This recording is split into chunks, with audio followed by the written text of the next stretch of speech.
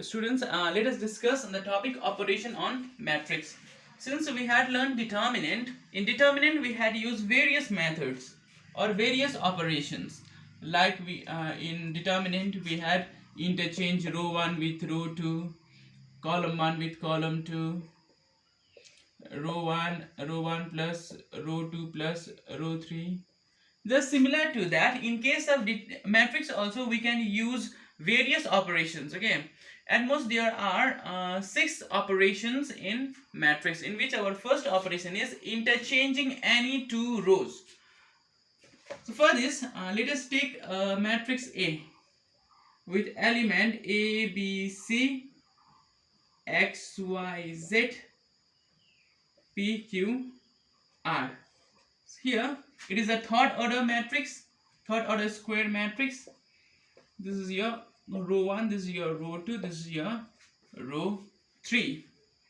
So if you use here an operation row 1 interchange with row 2, so if you interchange any two rows, okay, I'm choosing here row 1 and row 2. So if you interchange this row, so the resultant matrix will be X, Y, Z, A, B, C, P, Q, R. Okay, so after this operation you will get this matrix, but instead of using here is equal to sign, you have to use your equivalent sign. So this is the difference between determinant and matrix. Okay, in determinant you have to write here is equal to sign, but in matrix you have to use your equivalent sign. This is your first operation. Now let us move towards your next operation, that is your column operation. So for this, let us take same matrix A with element A, B, C, X, Y, Z, P, Q, R. But remember one thing, while dealing with this operation of matrix, you have to take only square matrix. Okay, you cannot use this operation in case of rectangular or any other matrix. So remember, the matrix should be square. So here interchanging column into column, so this is your column 1, this is your column 2, this is your column 3. So here if we interchange column 1 with column 2, okay, if we interchange column 1 with column 2, then the resultant matrix will be B, Y, Q, A, X, P, C, Z, R. Okay, here this is the resultant matrix after this operation, and in this case also you have to use equivalent sign in case of is equal to sign. So this is your second operation. Now our third operation is multiplication of each element of any row by non-zero scalar. So for this, let us take same matrix A with element A, B, C, X, Y, Z, P, Q, R. So here we can multiply each element of any row. Okay,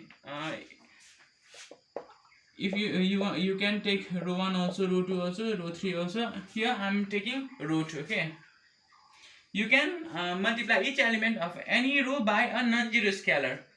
For here, in this case, I am choosing non-zero scalar as m. Suppose m be a non-zero scalar, and your operation is row 2. I am multiplying each element of the row 2 by a non-zero scalar c.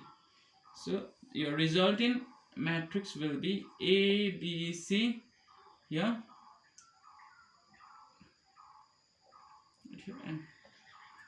MX, MY, MZ, here, P, Q, R.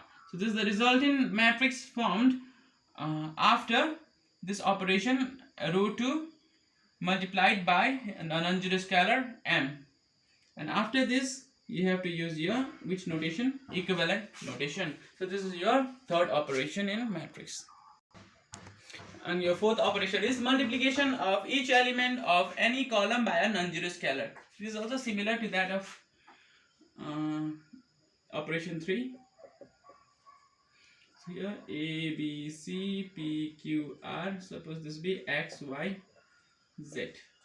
This is your column 1, this is your column 2, this is your column 3. Again, in this case also, if we choose a non-zero scalar M, and here I am choosing column 3, okay. If we multiply each element of column 3 by a non-zero scalar M, then the resultant matrix will be APX, BQY, MC, MR, MZ. Here also, instead of writing is equal to, you have to write here which notation? Equivalent notation. So this is all about your operation 4. Now let us talk about the fifth operation. Our fifth operation is addition to each element of any row by scalar multiple of the corresponding elements of the other row. So for this, for standing, let us take a matrix A with same element A, B, C, X, Y, Z, and P, Q, R. Here, if we interchange row 1, okay, here this is your row 1, this is your row 2, this is your row 3. So if we interchange row 1 by row 1 plus any scalar multiple of row 2, okay, then what will be your resultant matrix? A plus M times of X, just as in case of determinant. B plus M times of Y, C plus M times of Z.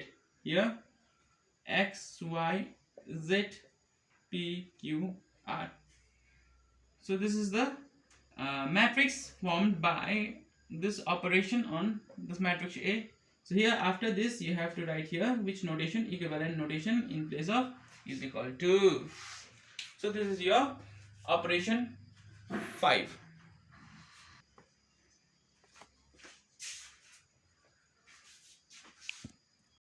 Now sixth operation is addition to each element of any row by scalar multiple of the corresponding element of other column. This is column. Addition to each element of any column by scalar multiple of the corresponding element of the other column. So here this is your column 1, this is your column 2, this is your column 3. Okay, here I am choosing column 2. Okay, if we replace column 2 by column 2 plus any non-zero scalar times of column 3, if we take this operation,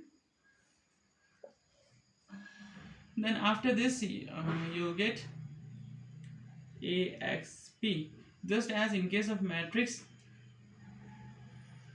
B plus M times of C, Y plus M times of Z, here Q plus M times of R. This one be a C, Z, R. So this is a matrix formed by this operation. So in determinant we have to use here is equal to sign, but in case of matrix you have to use here which sign?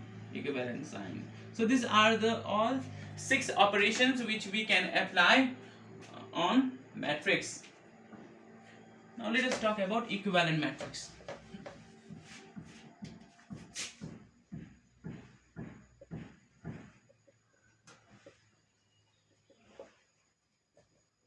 Matrices.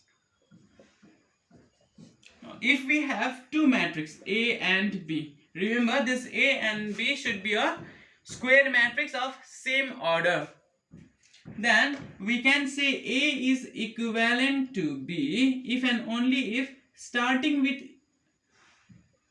this matrix A, after using various operations which we had discussed just before, applying that 6 operations, if we are able to reach matrix B, then in this case we can say that A is equivalent to matrix B. For example, let us take a matrix A